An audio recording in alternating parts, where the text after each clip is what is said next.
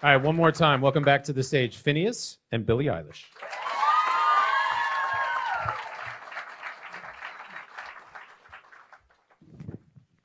First of all, how are your ankles? I read about this. You read about my ankles? Yeah, you're like spraining both of your ankles. Well, listen, they said I didn't have to wear the boot in the daytime, and then I didn't wear the boot in the daytime, and I've been yelled at all day for it. So that's where I'm at. This one I sprained like a month ago. Yeah. This one I sprained. You did that the other day, didn't you? Yeah, in Milan, like 2 weeks ago. Yeah. On tour, yeah. Yeah. Well, Jump one of the show. Yeah, it was... Well, we're glad you're here and semi-ambulatory. That's fantastic. So tell me, there's so much to talk about, but tell me, just thinking about Ocean Eyes and having, just listened to you perform that. When did you realize that song blew up? What was the moment that you kind of realized, something could be happening here? You know what's funny about it? I think the moment we thought it blew up was not when it blew up. It was like, it was the next day. We had put it out like super late on like a Wednesday or something. And I remember the next day I was at like my dance class and Finneas called me and he was like, yo, we got 1,000 plays on Ocean Eyes. 1,000? 1,000. And dude, like that's a lot of people. Like it actually is, even though it's not. Yes. That's like 5 times as many people as we have here this evening. That's what I'm saying. Yes. If you put like he always says, if you put 1,000 people in a room, that's a lot of people. It's a lot of people. It's a lot of people. Yeah. I wouldn't want to feed them lunch. No, I would not either. Yeah. Yeah. But at the time it was just like the biggest deal, and I really thought it was like that was my moment, and then it would be over forever. Yeah. Guess what? I was wrong. Yeah. Sorry, you were wrong. So I want to talk about making the album. And in particular, there's so much that's interesting about the record, particularly the way it sounds, and yet it was done in your childhood bedroom. And I would imagine, given where you were at that point when you recorded it, that you could have gone and done this record anywhere. You could have said, I want to do this on the moon, and the label would have figured out how to make that happen. The reality is you did it in your bedroom. Why? Why not? It worked. Yeah. But honestly, like, and I don't mean like now it worked. Like it worked then. So it was like it's like you don't have to fix something that's not broken, Yeah. So it wasn't really like we must because actually for the EP that came out like a year before that, Don't Smile at Me, that we actually had never made a project before, so we were like, oh, we gotta be all We had a studio, we like were in the studio like every day making that, and it was like the worst experience on planet Earth. It was just miserable. Why? Why was that miserable? I love it when you ask why it's miserable, and she's like, Finneas, you explain. I think to circle back to the bedroom thing, there's perks to the childhood bedroom. There's the place you sleep is there, so if you're tired, you can just go to sleep. Sack out. See you later. We had a private chef named our mom, which was fire. All right, so already we have sleep. We have sleep and we have sustenance. So we also have a dog. Like we could pet our dog. The dog. Yeah, we had a therapy dog. Come on. So the larger question becomes: how does that environment, affect the work? How does it affect you creatively? Well, I think for like the time in our lives when we were making the album, it was so necessary. Like, for instance, the reason I say that is because I think now when we make music, we're kind of at a place where we can kind of do it anywhere at this point. Mm-hmm. But I think in making this album, and I don't know if you agree with me, but like it just came naturally, and it didn't make us feel, I don't know, it just like made sense, and it was natural, and it was, and that's why it's so good that we're like, or that's what the good thing about being brother and sister is, that it's just natural and it's just like good. Yeah. And I don't know, I think it just was great to be in my room and be like, I have an idea, and immediately record it, you know? Don't have to go get in a car and go da-da-da-da, you know? So I don't know if you would explain it any differently. Yeah, I think, you know, I think the reason that we wanted to do the EP in a studio in the first place was just a sense of focus. You know, I think that can be like the main drawback of home is like, sometimes you're like a messy room and you're just like, oh, I want to clean my room. And that's like whatever, 45 minutes to like an hour and a half if you're down. Yeah. Or somebody just shows up to hang out. Yeah, your friend comes over, whatever. Yeah, that happens like a total, you know, large amount. Right. And so I think renting the studio for the EP was important for that, to just go somewhere and just sit there and like, you know, especially at that point with the EP, we had a real deadline. We had to come up with a couple of songs, and we had this like date we were shooting for, which was like August 11th, which was when the EP came out. Yeah. So we knew that everything had to, for, you know, vinyl and for, you know, all of the, you know, digital stores and everything, they needed artwork and masters and mixes and everything. So we had this sort of like back date of like everything needs to be done June, you know? And so I think working toward that deadline, when you do have a deadline like that, you can use that to your advantage and just kind of knuckle down. Yeah.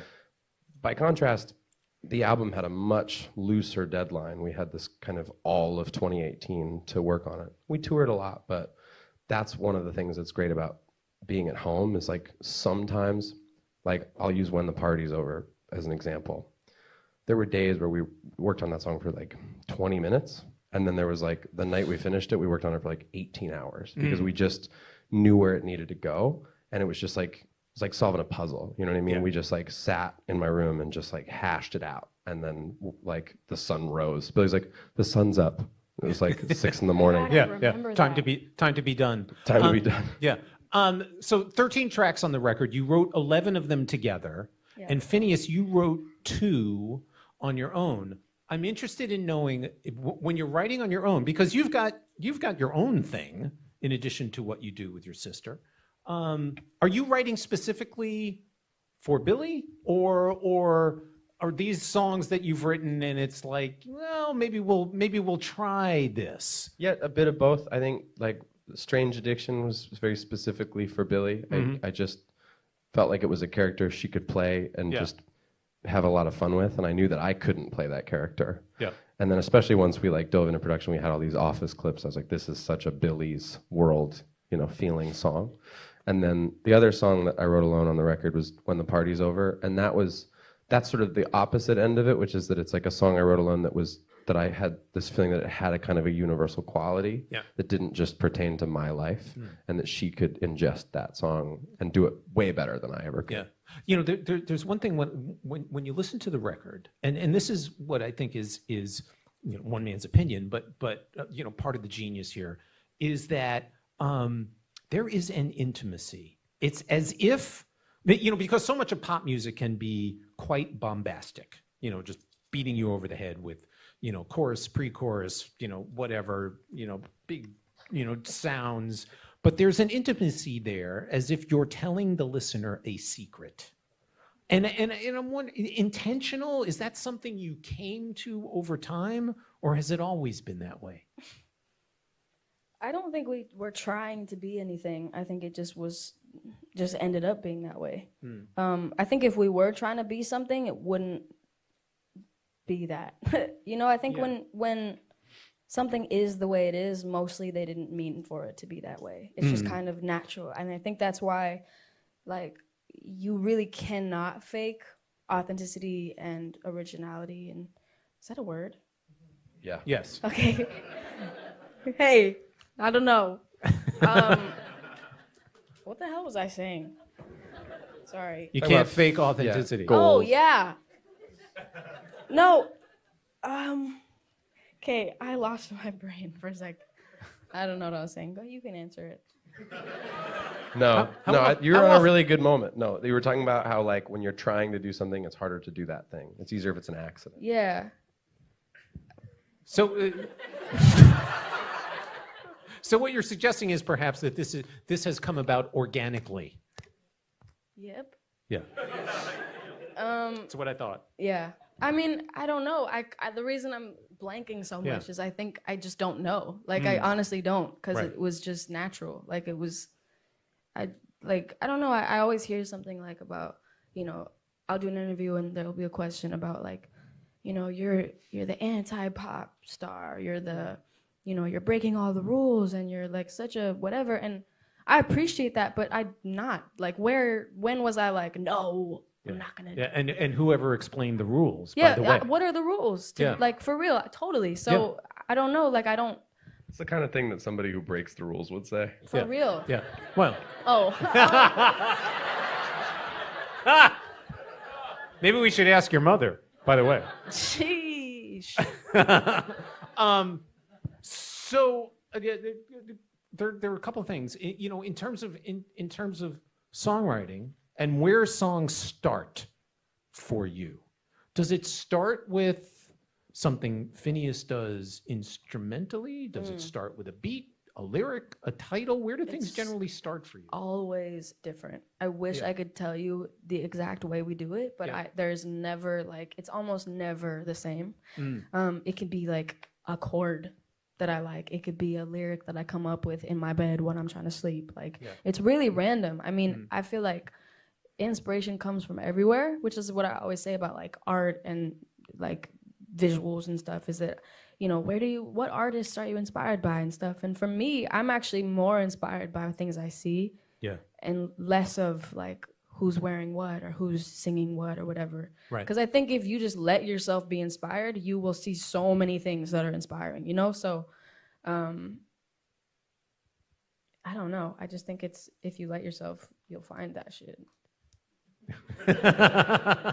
You know, I'm going to get to that in a minute, actually. But the reason I ask is because you do cover, and you know, any number of topics that are difficult. You know, whether it's, you know, depression, anxiety, you know, very personal topics. And I'm wondering, for you, why be so transparent?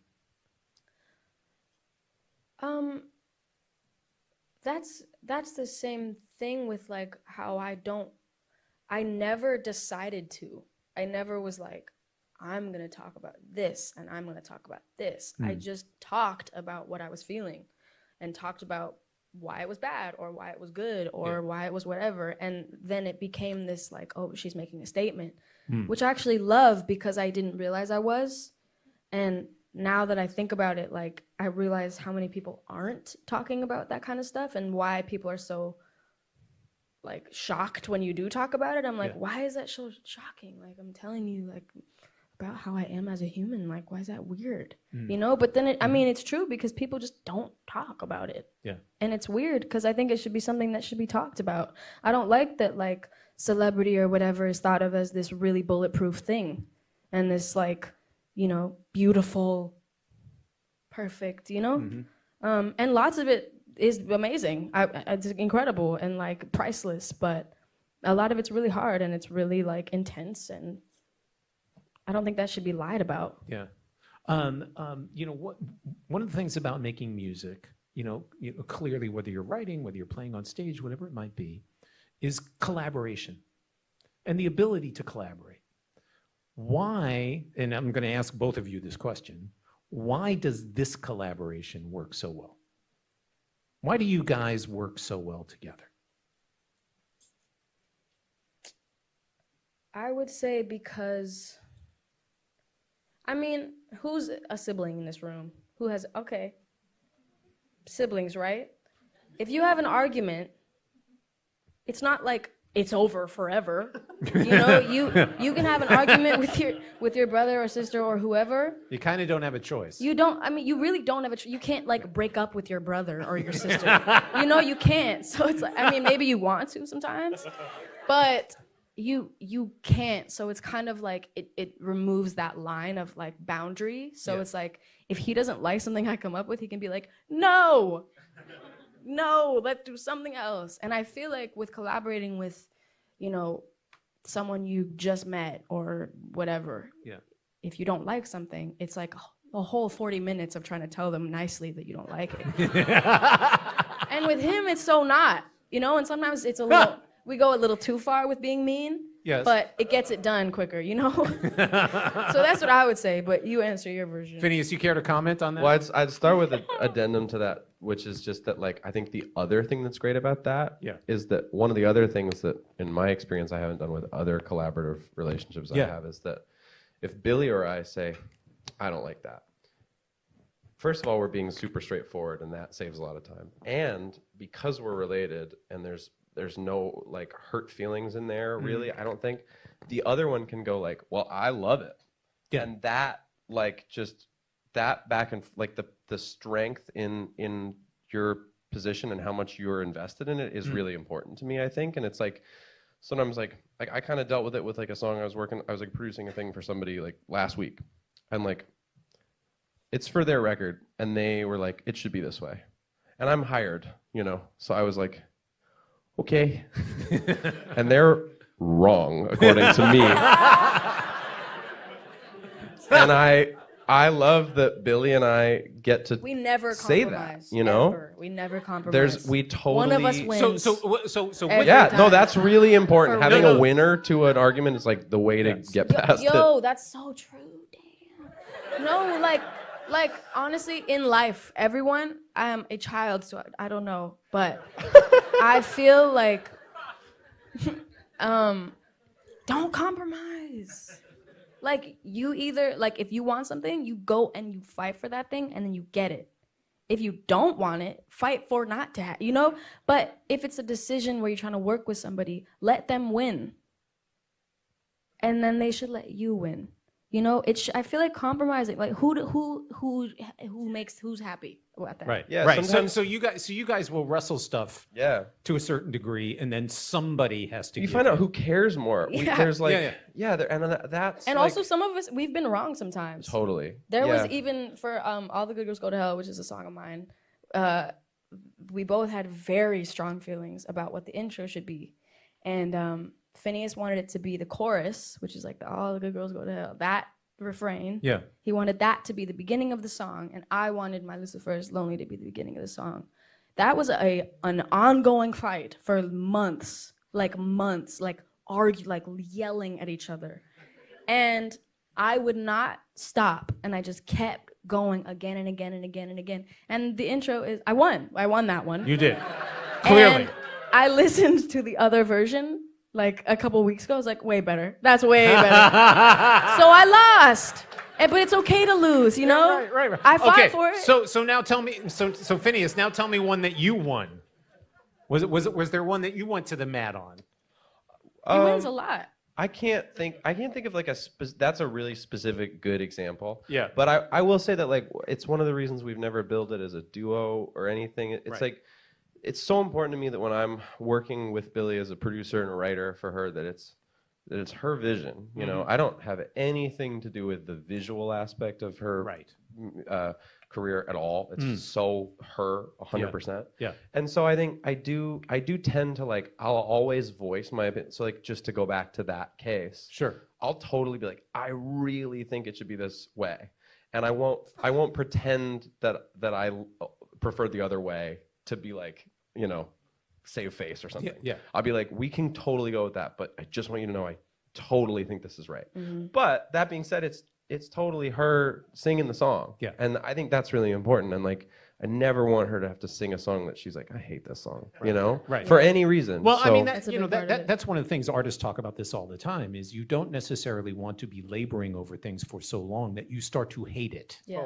totally. You know, that's not a place you want to be. You mentioned the visuals, and I have to talk to you about video. You know, because, you know, God knows I've seen the videos.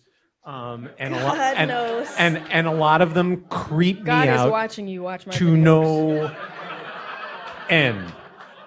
Thank you for that. So tell me. Listen, the Christians in the comment section, holy God. Honestly, Catholic priest watches Billie Eilish. No, listen, I mean zero offense at all, but they are mean. Yeah. They're so mean. Like, damn, I'm trying to make a song about global warming, and they're like, she's Satan. Y'all are Satan down. No offense, though. No, for real, I totally feel everybody should have their own beliefs. Gotcha. I fully support it. Gotcha. Don't laugh. Right. Damn. Back to the videos, though. Yes, back to the videos. All right, so spiders in your mouth? Really? Here's the thing. Here's the thing. So I have a thing about spiders to begin with. I mean, it's unbelievable. But you managed to find someone who actually wrangles spiders? She does. She's great. How did this happen? How did you find this person? I said I wanted to make a video where I had a spider crawl out of my mouth. Find someone. And they found someone. But it wasn't just that. I wanted to find someone who was not abusive to them. I wanted to find someone who treats them well. Yeah, somebody who knows what they're doing, treats them well. I wanted to first of all find out if it was okay to do that, and not like the spiders hated it. Turns out spiders actually love being in really dark, like wet places. So like your mouth. He was chilling. It's weird, man, but it's bold. Even if you hate it, you gotta respect that it's different. You know what I'm saying? So. It's weird though. I apologize. No. I would think it's weird. There is no reason to apologize. I just personally had this thing for spiders. So what happens when you go near a spider, sir? I'm totally freaked out. Completely freaked. I for a long time I lived in a house in Venice that was overhung by trees, so a lot of spiders in the house. And what I learned to do when I saw a spider was I got a very long attachment to my vacuum cleaner. No. And I could like suck them up off the ceiling. So. Why didn't you just let them live? Because I didn't. What the hell were they doing to you? Because my biggest. You know how big you are to a little tiny spider. I didn't realize I was going to get into an argument about spiders. This is why Scott doesn't have superpowers, because he was vacuuming all the spiders.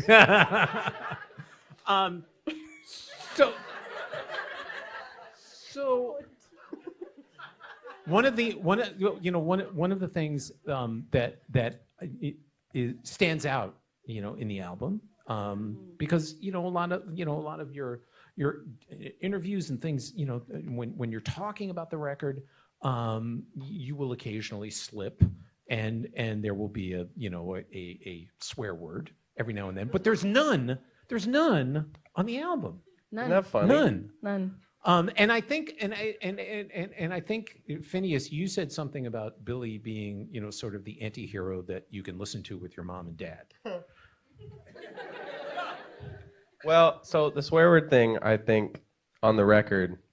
That was a choice. That was not like. It was intentional. It was very intentional. It was a broad choice, but I think the individual choice per song was that when we sat down to write each song, a lot of the time, expletives find their way into lyrics because people need a certain amount of syllables to make the line sound good. Sure.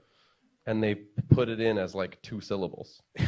And we would do that sometimes when we were writing songs. And we were always like, oh, we can write a better line than that. Yeah. There's always a better line than a swear word. Yeah. Like it sounds cool. Right. But I just feel like sometimes I hear songs that's just all swear words, and I'm like come up with a new word. Like use it. Just get creative. It sounds really cool. It sounds great, but you can always come up with a better, So we try to do that. On a slightly more serious topic, your relationship with your audience and your fans, first of all, is remarkable, and it's a very close relationship. And there's there's a sense that that I've gotten that you are very invested in helping your fans and your audience through difficult times. Yeah. Why is that important to you? I just think people don't have things to help them. I think so many people don't have something that makes them feel better. And if I can be that on even a microscopic level, I want to be that. And I mean, my relationship with them, it's weird to call them fans because it kind of puts this label on them that means that they're lower. And I call them fans if I'm talking about whatever, because I don't think it's a disrespectful term. I just want to call them. We're both fans of stuff. We're both fans, yes, so it's but I just, I do meet and greets where, I see scars all over a girl's arms, and it just it hurts me so much to see it because I used to be there. Mm. And I know what it's like, and I know exactly what it's like, and I don't talk about it. I just look at them and I grab their shoulders and I'm just like, please be good to yourself. Like, because you don't, when you see something like that, you do not comment. Mm. Do not talk about the scars people have on their arms ever. Don't be like, oh, what's that? You know, I had Band-Aids all up my wrist for like months, and it was always like, what'd you do? Bitch, what would I do to like get a scratch there, you know? I don't mean to be making this into a joke. I really don't. I'm sorry, but I just feel like I want to be theirs. I want to be theirs. Yeah. I don't want them to be mine. I want to be theirs. And I know that a lot of people have really messed up family lives and parents that just do not care about them, which I don't understand. And there's people at my meet and greets or the shows that tell me stuff that I'm just like, whoa. And it just makes me want to scream for them and grab them and hug them and like take them with me and like keep them. So I just want to be theirs, you know? I want to like make them feel a little better. Yeah. There's a responsibility, I think, you know, that comes, you know, whether you ask for it or not, that comes with the place where you find yourself. Right. You know, a certain amount of notoriety, people know who you are, they listen to your songs, they take meaning from it. Do you feel that responsibility? Do you feel that, you know, for lack of a better term, the weight of it? Not really. I feel more just like I don't feel a pressure. I just feel a attention. I love attention. Yeah. I don't know. I think whenever I hear like, you know, I mean, because there was a period of time where I would see stuff like, Billie, you're a role model. Like, why are you acting like this? People will look up to you. I'm like, yeah, because I'm the way I am. Like, why would I change after people are looking up to me? Like, right. You know, it's like if you made a friend, if you like started being friends with someone because you thought they were really funny, and then they were like, oh my God, she's friends with me, I can't be funny anymore. Like, but that would be a bummer. That would be a bummer. Yeah. So it's like, you know, people like you for the way you are, so you don't have to change that, you know? I want to talk just for a minute, and then we're going to get a couple questions from the audience here. But tell me about music that you heard, you know, as you were growing up that's inspired you. Because you know, I've heard some names tossed at me that you know are really into that I think might surprise people. Totally. Tell me a little bit about Frank Sinatra. Oh my God, Frank Sinatra. I feel like for both of us, 1,000,000% changed the entire way we thought about music. How so? His emotion and delivery, and he didn't even write songs. He just sang them. That's so impressive to be that good, you know? Because, I don't know. I mean, we grew up on so much different music. I mean, it was like, it just varied all over the place. Like, I grew up on tons of hip hop and like Tyler, the Creator, and Childish Gambino, and Odd Future, and Earl Sweatshirt, and then like Dr. Dre and Snoop Dogg, and also, you know, Frank Sinatra and Peggy Lee and Etta James and Johnny Mathis, and I loved Avril Lavigne. I loved Green Day, Red Hot Chili Peppers, Arctic Monkeys, 21 Pilots, like My Chemical Romance. My Chemical Romance. Yeah. Lana Del Rey, like fucking Marina and the Diamonds. God, am I allowed to swear? Am I actually? Okay. Oh, he said yes. Yeah, and the amazing thing is he doesn't work here. I'm aware. So. But I will say also that I actually I don't know if any of you even know this. We grew up coming here and watching artists in this room. Yeah. And I came and I saw Childish Gambino. I saw Tori Kelly. I saw this ukulele guy. Jake Shimabukuro. Yeah. We saw him. I was sitting right back there. I did that interview. Oh yeah, we saw Stevie Nicks when I was 9 here. We came here all the time in this room. Well, not only did you come here, and I was going to get to this, but thank you for leading me into it. You participated in a series of songwriting workshops here. We both did. Yes. Yeah, both of you guys. Yeah. So tell me a little bit about that. Because now we want to take credit for what you're doing, but no, I'm kidding. I'm completely kidding. But what did that? And I know your mom taught songwriting. She did. Yeah. She taught both of us how to write songs. Yeah. If there's one lesson that your mom taught you, what would it be? What's the takeaway? She was a great songwriting teacher. I think when you hear that somebody's a songwriting teacher, I would assume that songwriters kind of bristle because it's such a varied thing to do, and there's a billion different ways to do it. And the reason that she was such a great teacher was she was really clear about all that. And she was always like, there's no wrong way to write a song, and let's just talk about songs you already love, and let's sort of come up with some terminology here. This is the chorus that you're hearing. This is the pre-chorus. This is the bridge and post. And once you kind of understand the architecture of songs, or like houses, like you can build a beautiful house, but you can understand what you want your house to look like because you know where to put the doors. And if I understand correctly, if you were making music, there was no going to bed. Am I right about that? True. Yeah. That's pretty cool. There was kind of a rule in our house that I didn't realize was a rule for a while, just because it just happened and it wasn't ever like, this is the rule. Basically, if one of us, if we were playing the piano or singing or writing a song or playing guitar, we didn't have to go to bed. And it wasn't like a way to not go to bed. Yeah, we never figured it out. Yeah. We were never like, oh, let's do this so we don't have to go to bed. It was just like, if we weren't, it was like, time for bed, gotta go to sleep. But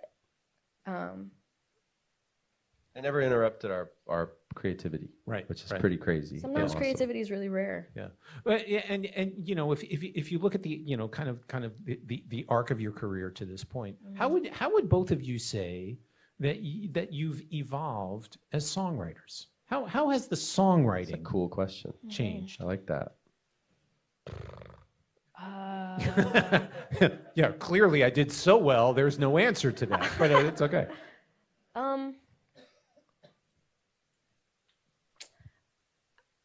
What's funny is I actually have always thought I was a terrible songwriter. I still do. I still think. She's really good. Here's the thing. The reason is because so we're 4 years apart. Mm-hmm. He started writing music at around 12. I also started writing music around 12, obviously 4 years apart. Yes. But as soon as he picked it up, it was like a song is written, like immediately. Like it was so annoying how good he was at it. Like honestly, and once I started writing, because I was kind of like little sister, like I wanted to write too. My brother did it. I want to do it too. And I still am. I'm a lot slower at it. And so because he's always been so good and so quick, it made me feel like I was bad. And he said the same about singing, which I think is hilarious. That like, you put it. Like the first year after like our music started to get recognition, I would like wait till she was like really far away in the house, and I'd be like, he's so quiet. He was so embarrassed to sing in front of me because he thought he wasn't good because of me, because he thought I was good. Her pitch is like just dead on all the time. But he's an incredible singer, and like I thought I was a horrible writer. I don't think I'm a good writer. I genuinely don't. I know that I've written good stuff, but I don't think I'm a good writer. I don't know, but it's because he's so fucking good. Well, then the corollary. It's his fault. Then the corollary to that question is, what have you learned from him? What have you learned from him? What I've learned from him is something that we do a lot I mean, I don't know if we both kind of say that we both started doing it, but I think he's the one that made me even aware of it, which was that a lot of our songs are written as like characters.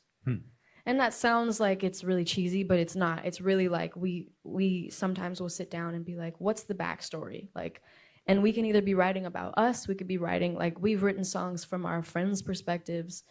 I wrote a song from the perspective of somebody that I had actually hurt, like mentally, and it was like a situation where I didn't know how to go back and apologize, so I just wrote from their point of view, and it actually really opened my eyes, and he was the one that taught me how to do that, because before that I thought it was like, you have to write about what you go through, what you feel, what you've experienced, and there's only so much, you know, you only live for so long, you only experience so many things, so it's like, you don't actually have to, and I don't mean lie, because that's a complete different thing. Don't lie about the way that you are, but you can write from the point of view of anybody. You can, and I feel like something that it's made me see is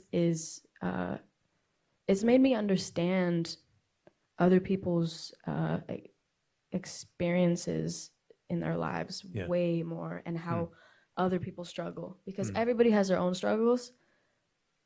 You all have your struggles, I have my struggles, we all have our own things, but so does everyone else in the world. And it like made me see the way that other people feel. And because, you know, we're all in our own heads, like that's good. We have to do things for ourselves, that's right. But also you do have to put yourself in other people's shoes a lot of the time. And I think more people should do that, because when I started doing it, it like changed my life. Yeah. And he taught me how to do that, so it's helpful. So we're going to take one or two questions from the assembled throng. I hope it's two. It's got to be more. And then we'll move on. Yes, first hand I saw right here. You talked about depression in one of your interviews, and so thank you for that. That was meant a lot as a person, and I know other people go through that. Thank you for that too. I'm sorry. Yeah. So I guess like my question is, what makes you the happiest, and like what brings you out of that dark place? If you do get into those dark places, how do you get yourself out of that? Whew. Girl. That is something I don't think I've nailed yet. I think, I mean, if I'm honest with you, like the last 2 years were kind of the worst mentally for me. And it sucks to like know that, because, and feel that and say that, because I had such an amazing like career, you know, I had these crazy things happening all around me, and I was so not there for them because of my brain and because of the things that my brain was telling me. And like the beginning of this year, I think I was the most depressed that I've ever been. I was in Europe for a month, and I felt like nothing, there was no point to anything at all. And I don't know how I got out of it. I just think I was patient. And it sucks because, like, obviously Ocean Eyes came out when I was 13. You know, this all happened to me when I was 14, 15. And shit, what was I gonna say? Damn, it was gonna be so good. Oh, okay, my bad. This is the thing, like, I grew up, this was happening, 13, 14, 15, 16, 17. And at the beginning, I would always see, like, because I'm a very open person, and I've always, like, just said the way I felt, and if I felt like shit, I would say it. And there was a period of time when I would see online, like, oh, she's fake depressed, like, she's, you know, she's like faking how she feels, and she's such a fucking, blah, blah, blah. She's like a little rich white girl, and she's blah, blah, blah. And it hurt so bad to see that when I literally was bleeding on the bathroom floor. And I would see that, and it just like, oh, it's so embarrassing. Sorry. Ooh. It like tore me apart also because I grew up like don't pity myself at all. I had the most amazing childhood. We both had like so much fun growing up, but we didn't grow up with money at all. You know, we grew up in a tiny little house, and that was fine. But, you know, to see that I'm fake depressed and I was doing it for attention, it just made me like never want to go outside again. And the last 2 months of my life right now, I've kind of been in the happiest place I've ever been in. And this is so embarrassing. I'm literally the worst. It's okay. I think all it was I was patient. And to be honest with you, I didn't think I would make it to this age.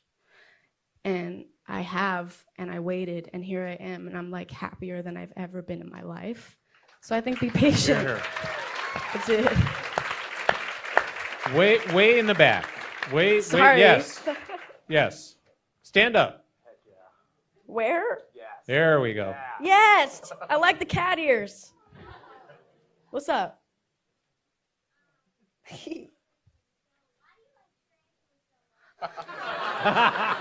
Wait, you like tarantulas or you don't? Yes. You do? Another person that likes Scott. tarantulas. You want to know something? I wasn't going to say this because I know there are a lot of haters in this room that hate tarantulas. I understand. I have a pet tarantula. You should come over and see him. There you go. He's blue. He's very cute.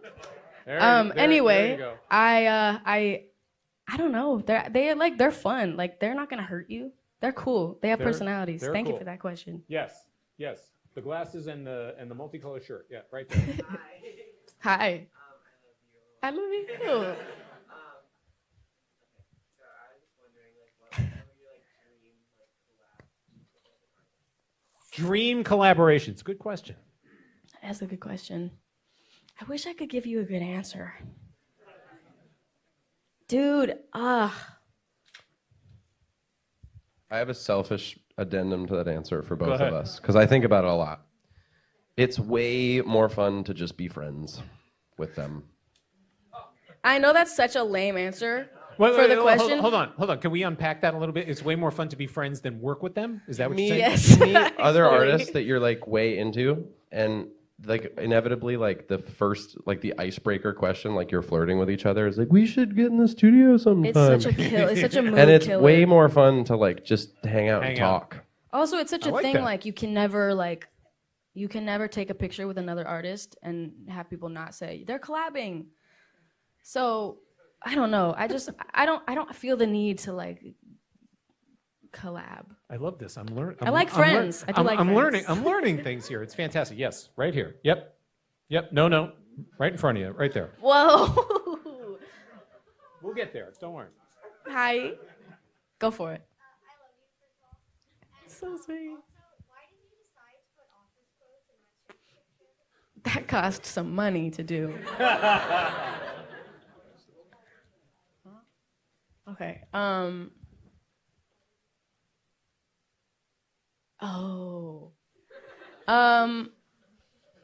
I don't really know.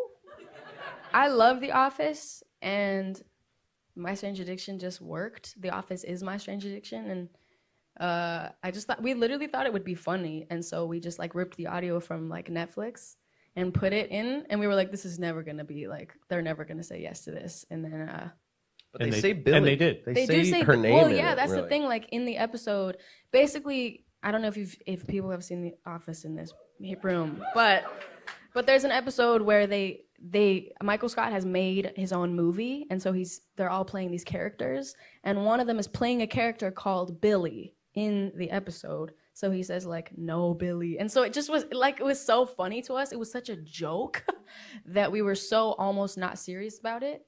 But then we did it, and it was so cool that we fought really hard for it, and it cost OD money. But it's okay, though. It's okay. It was worth it. Welcome We did the album in our bedroom. Relax. It was cheap to otherwise. the wide world of clearance. Yes. Clearance. All right. So we got time for like one or two more. Yes, right here. Yep. You. Hi, I'm Jessica. Have you been to water, eating veggies, all that good stuff? No. I should be. Wait. Hold on. Is she asking you about your diet? Yeah, she is. No, she's being sweet. Oh, I see. No, Got it. Thank you for asking. I've been trying, and I need 2 more though. I was wondering, like, what was a mistake you made that at first you were like, oh my god, this sucks, and then as time went on, you were like glad that you made that mistake and The I like happy, that the question. happy accidents. I love that question. Did everyone hear that question? That was incredible. Good question. Gosh. Here's the thing. There have been mistakes. The question was, is there a mistake you're glad you made? If you didn't hear it. There have been mistakes. The thing is that I have made mistakes that taught me a lot, but I wouldn't say that I was glad I made them. It's more like, it's hard because there are things in life that you like wish that you could not have done, but then if you didn't do them, you probably would have done them later in life anyway. You know, and I think that's what it kind of is. Like, you kind of have to make those mistakes. And it's really hard with the entire world watching you and cancel culture because, you know, you could say anything and it's over for you. So a lot of them. I feel like if I bring them up now, I'm going to get dragged. So it's the reason I deleted Twitter. If you want to look it up, you'll find it. All right, we're running down on time. I promised this guy in the hat. Go ahead. Bro. All right. But I'm right in front of you, man. Yeah, enough of that. Yes, right here. Hi. So you're obviously at a young age doing very well, very successful. Thank you. Good to see you tonight.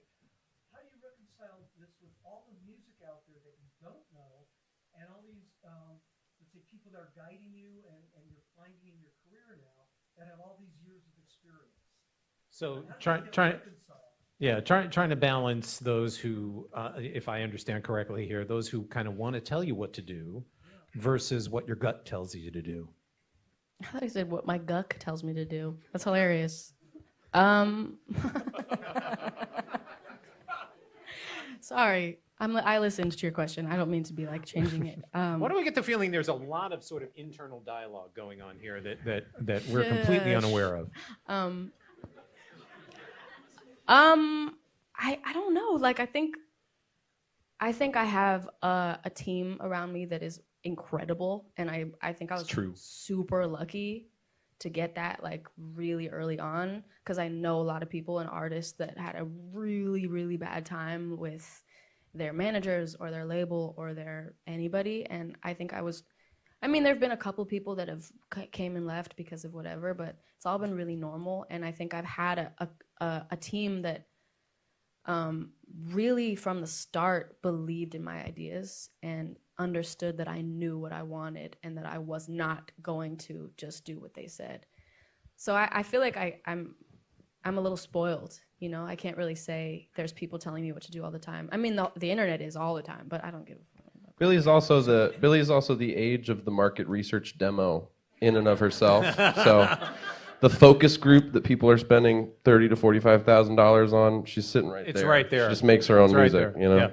All right, so I've got a couple of last questions. One of which has to do with performance, and you know, I know that you went to play Coachella not long after the record.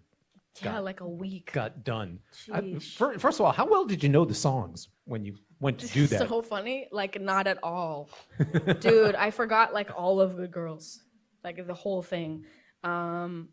Yeah, it was kind of terrifying, but it was actually really exciting because we had been performing the exact same songs for so long, and we only had like 13 or something. We were playing everything we had ever Everything put you'd out ever done. Yeah, like until a the year album came ago, out. right Yeah. now. A year ago in like October last year, we were just playing every song we'd ever made, and that was crazy. Or every song that was out, I guess. Yeah. And so to like put out an album, and then have a bunch of songs I'd never done live, and then do the biggest show of my life, it was kind of crazy. Yeah. We had a lot of and rehearsals for that. the other thing about playing something like Coachella festivals, that's an enormous space to fill. Oh my God. Do you consciously have to sort of change who you are as a performer when you walk out on a stage like that? I mean, it's one thing to be in our little room here. Super different. Yeah, it's another thing in a field with 100,000 people. Yeah. Well, I've always loved performing. Like on stage is where I am the happiest. Uh-huh. Always. Yeah. Like even a show that maybe didn't go so well on my end or whatever, like I'm still the happiest on stage performing, singing, and I've always been that way. And you know, like 100,000 people is so many people. Yes. But for some reason, this sounds weird, but you have to experience it to know. Performing in front of 100,000 people is less intimidating than this. Yeah, because you're looking right at these folks. All of these people are very close. Yes. They can see, y'all, Yes. yo, you guys can Yeah. see all of my pores. For real. So you mentioned you were in Milan. Tell me, do you find differences between, say, audiences in the U.S. and overseas? Oh my God, every single place is fully different. There's like nothing is the same. City to city. It's crazy. Really? It's actually Different. shocking. You different reactions to different songs? Everywhere. Every single place we've performed has been different. I never thought that. Sometimes they're before. the same the next time. You can kind of like put things on your map and go like, okay, Boston was this way. Yeah. And if you remember it, the next time Boston's kind of that way. It's pretty amazing. It's kind of crazy. So it's kind of consistent. It's But consistent place to to place, each yeah. place, but then every place is fully Is different. fully different. Yeah. All right. So last question: how's the Challenger? Ooh. He's talking about my car. People. Your car. Come on now. Is she good? She fine? Is That's what I thought. she got a new.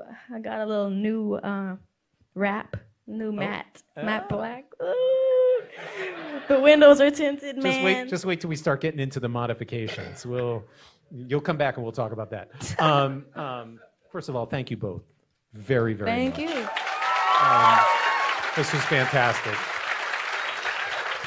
We want to hear a little more music, so give it up for Finneas and Billie Eilish.